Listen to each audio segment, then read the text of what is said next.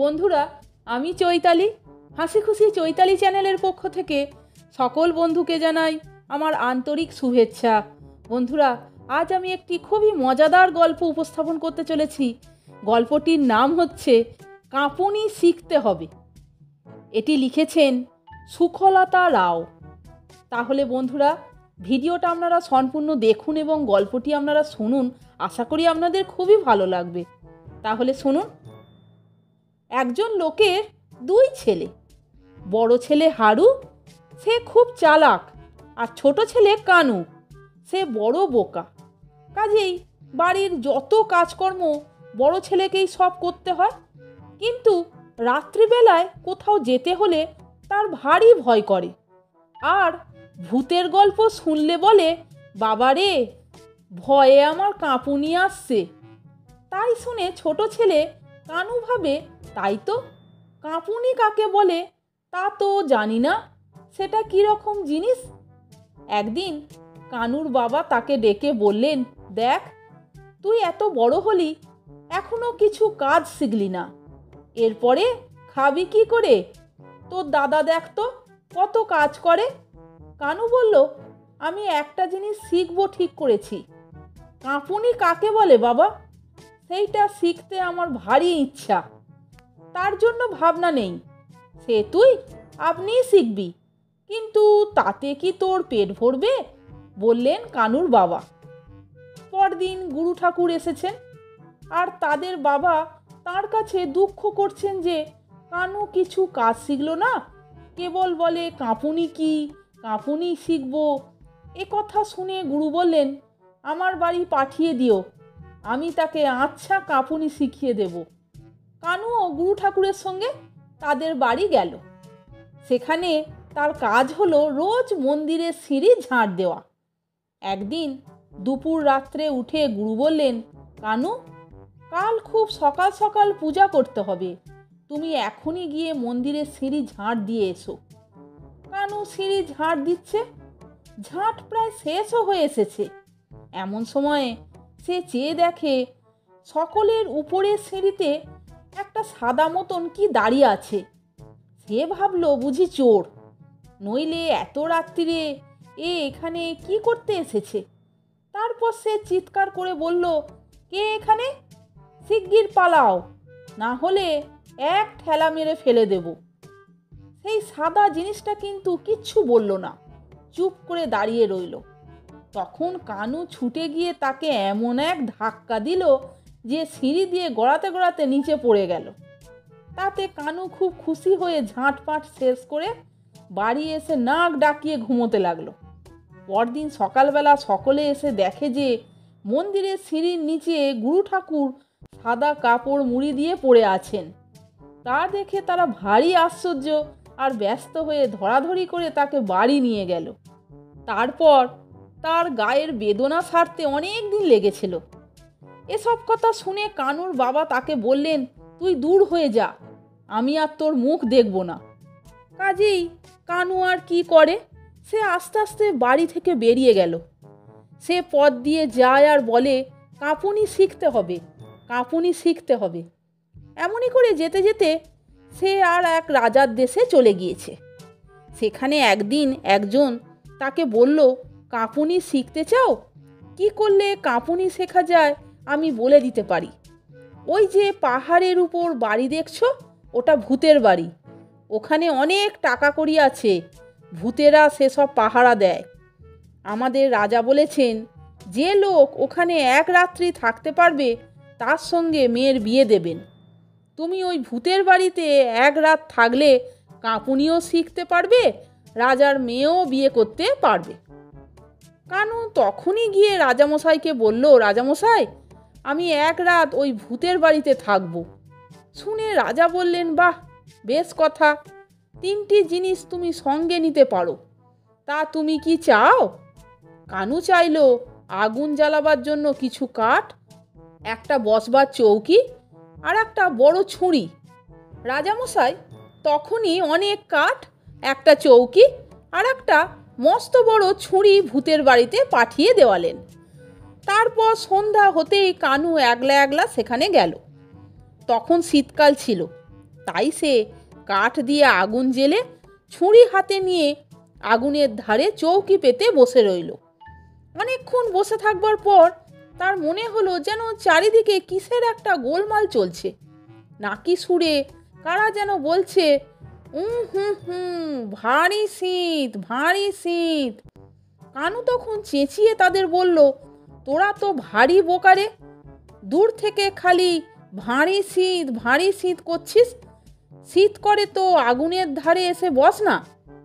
অমনি চারিদিক থেকে ধূপ ধাপ করে এই বড় বড় কালো কালো কুকুর বেড়াল লাফিয়ে পড়তে লাগলো। তারা সব ভূত, তাদের চোখগুলো সব আগুনের মতন জ্বলছে, লাল লাল জিভ সব লগলগ করছে। তারা এসে কানুকে ঘিরে আগুনের চারিধারে বসলো আর তার দিকে চেয়ে ফোঁস ফোঁস করে নিঃশ্বাস ফেলতে লাগলো। কানু কিন্তু তাতে একটুও ভয় পেল না। খানিক পরে ভূতগুলো তাকে বলল, আয় না খেলা করি। কানু বলল, আগে তোদের নখ দেখি তো। তারা তাদের কালো কালো থাবা এগিয়ে দিয়ে দেখালো। তাতে এই বড় বড় বাঘের নখের মতো নখ। তাই দেখে কানু বলল, তোদের যে নখ, খেলতে গিয়ে যদি আঁচড়ে দিস, আয় আগে নখগুলো কেটে দিই। বলে যেই সে ছুরি বার করে তাদের নখ কাটতে গিয়েছে, অমনি সব কুকুর বেড়াল কোথায় মিলিয়ে গিয়েছে। তারা কিনা ভূত, যে ভয় পায় তাকে তারা মেরে ফেলে, যে ভয় পায় না তারা কিচ্ছু করতে পারে না। এতক্ষণে কানুর ভারী ঘুম পেয়েছে। সেই ঘরে এক কোণে একটা মস্ত বড় খাটে সুন্দর বিছানা ছিল। কানু সেটা দেখতে পেয়েই ভারী খুশি হয়ে বিছানায় গিয়ে শুয়ে পড়ল। তারপর সবে তার চোখ বুজে এসেছে, অমনি সময় তার মনে হলো যেন খাটখানা একটু একটু নড়ছে। দেখতে দেখতে খাটখানা ঠক ঠক করে নড়ে উঠল। তারপর দোলনার মতন দোল খেয়ে খেয়ে শেষে একেবারে লাফাতেই লাগলো। কানু কিন্তু তবুও ওঠে না। সে বিছানা বালি শক্ত করে আঁকড়িয়ে ধরে শুয়ে আছে। লাফাতে লাফাতে শেষটায় খাট তাকে নিয়ে দিল ছুট। সিঁড়ি বেয়ে উঠোন পেরিয়ে ঘরের ভিতর দিয়ে সমস্ত বাড়িময় খাটটা বেড়াতে লাগলো। খটখট খটখট হড় হড় ঘর ঘর শব্দে কানে তালা লেগে গেল। তখনও কিন্তু কানু বিছানায় শুয়ে আছে। তারপর হঠাৎ খাটটা উল্টে গিয়ে তোষক বিছানা বালি সব শুদ্ধ কানুকে হুড়মুড় করে মাটিতে ফেলে দিয়ে চুপ করে দাঁড়ালো। কানু তখন আস্তে আস্তে উঠে ভাবলো যে আর তো ঘুম হবে না, যাই আগুনের কাছে গিয়ে বসি।